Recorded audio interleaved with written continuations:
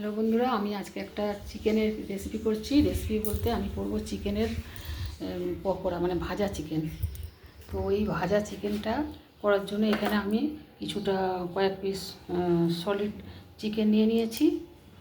তো সলিড চিকেনের মধ্যে হলুদ গুঁড়ো, লঙ্কার গুঁড়ো, জিরের গুঁড়ো, আর দিয়েছি তোমার রসুন বাটা, আদা বাটা, আর কাশ্মীরি লঙ্কার গুঁড়ো, ঝাল লঙ্কার গুঁড়ো, আর একটুখানি গোলমরিচের গুঁড়ো। এই যে একটু দিচ্ছি গোলমরিচের গুঁড়ো, জল শেষ। আর একটু দেবো তেল,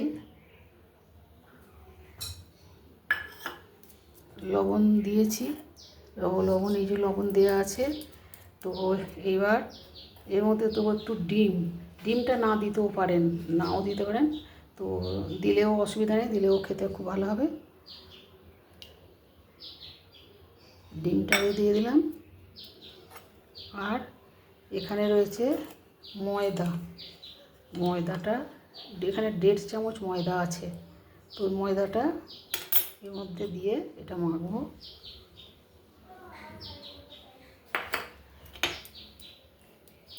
এটা হাতে করে একটু মেখে নিতে হবে।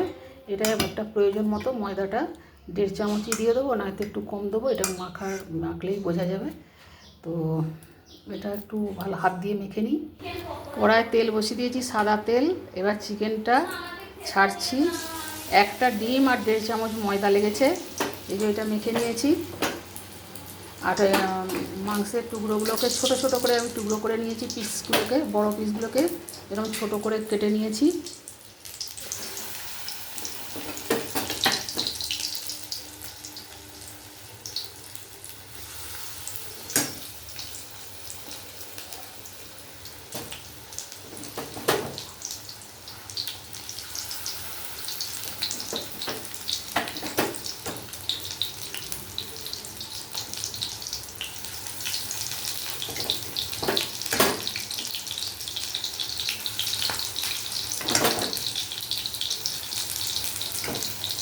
এরকম করে ভেজে নেবো। একবার ভেজে তুলে নিয়েছি, আবার দিয়ে দেবো।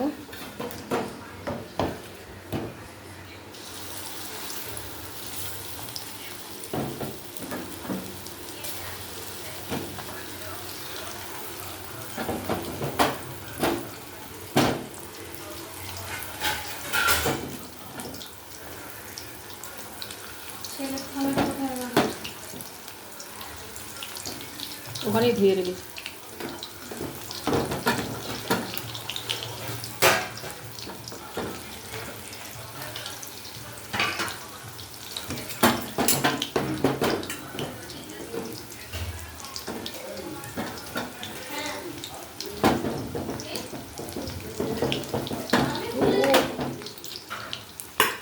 সব পকোড়াগুলো যে ভাজা হয়ে গেছে বন্ধুরা, এখানে কিছুটা তুলেছি। আর এইগুলো, এই যে এবার এইগুলো সব তুলে নিয়ে নেব।